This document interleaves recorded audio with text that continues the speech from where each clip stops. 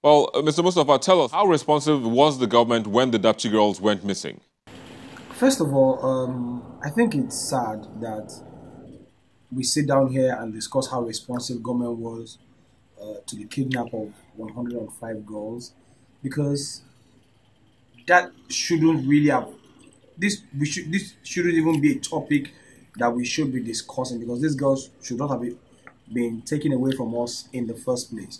But that said, as to how responsive government was after the kidnap, um, I'm not one who particularly wants to compare the last administration with the present administration, but this question leaves me with very little choices. So I'm just going to put both administrations side by side so that we can have a clear uh, picture, a picture of what we're trying to paint here.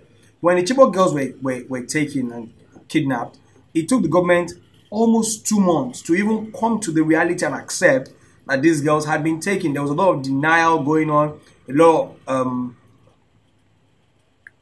perspective being put in the news. So which steps would you say the government took immediately after the kidnap of the Dapchi girls?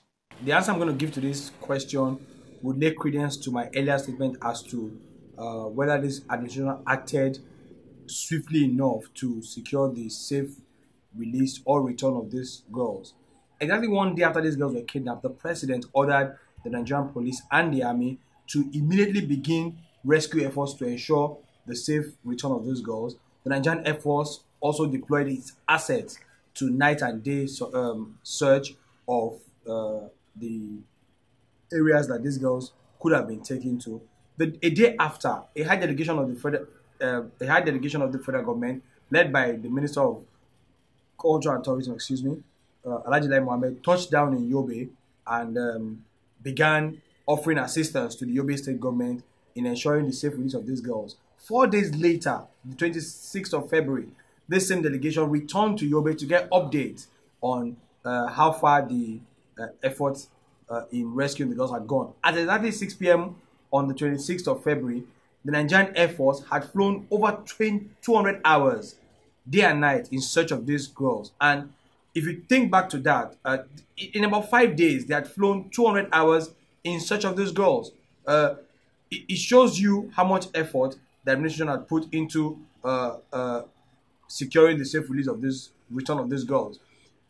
And not just that, the Minister of Interior directed the IG of Police to relocate to the northeast, as well as the Commandant General of the Nigerian Civil Defense to also relocate to the northeast. And that was done not just to secure the release of these girls, but to prevent a further occurrence. Because what they were supposed to go there and do was to give a sense of security to all the areas that have been liberated from Boko Haram insurgency, and let there be a heavy military presence in those, particularly in schools in the northeast. Ayabami, let me come back to you. Looking at those measures before we took the break, I mean,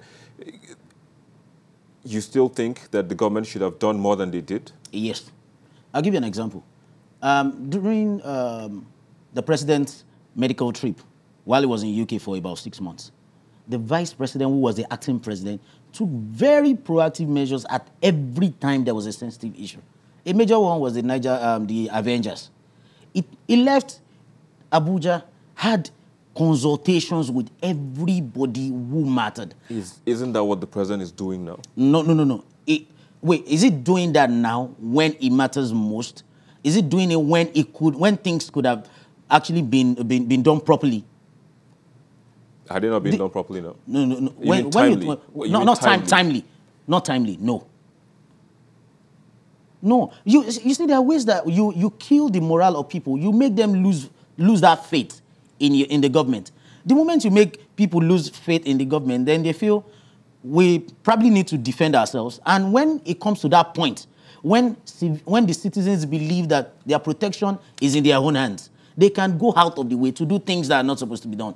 Hold on, I'll come back to you on that again. All right, Ben, let's look. Let me come back to you, Ben. Let's look at the fact that now the police has said that every person in possession of firearms, either with or without licenses, should return them.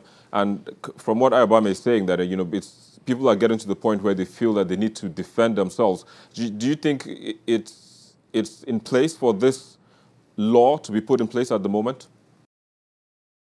If the government will not show any effort, serious effort on ground, put a serious concrete effort, make a concrete effort on ground that they are out to deal with these people, then I think any call they are making is just a lip service call, because it is not going to yield any result. Because you can't tell me that I know if I go to my village, someone is going to come, attack me anytime from now, and you want me to surrender my arms to the police.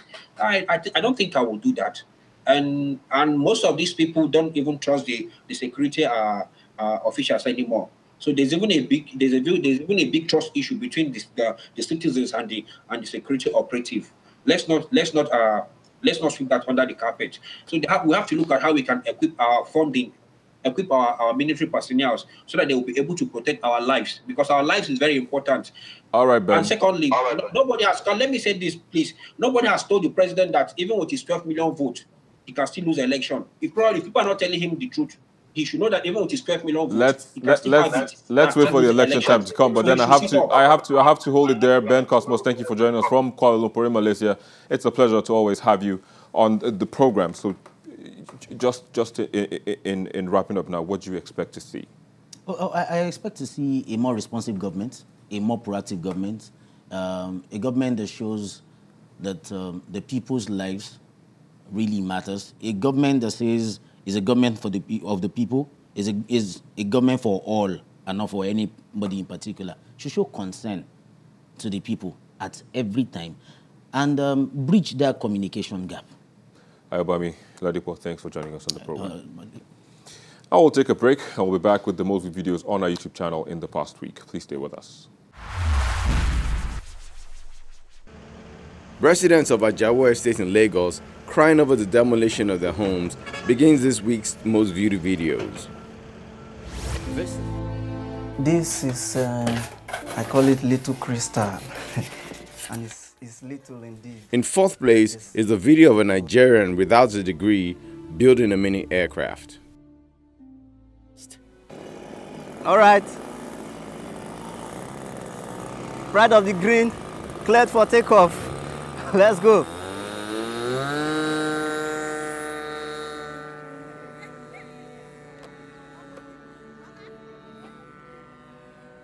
Let me show you something about maneuverability. Okay.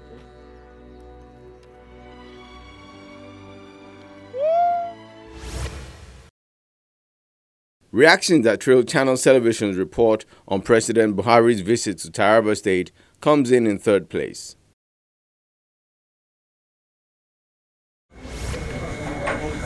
Second place is taken by the sentencing of Charles Oka to life imprisonment. We have provoked the animal kingdom, ladies and gentlemen. And comedian Bovie making a caricature of Nigerian officials who claimed missing monies were stolen by animals, as well as a hit on the Senate President, Dino Melaye, and Governor Dakwambo takes the first spot. Remember when rats took over the president's office? The animals started to take note that they were that important, that there were things they could do they had no idea they could do. So that's why the animals are acting up now. We must be careful. It is like fiction, but it's happening. The president of the NFF is here. I don't want to hear that the money for the Super Eagles, the eagle, ate it.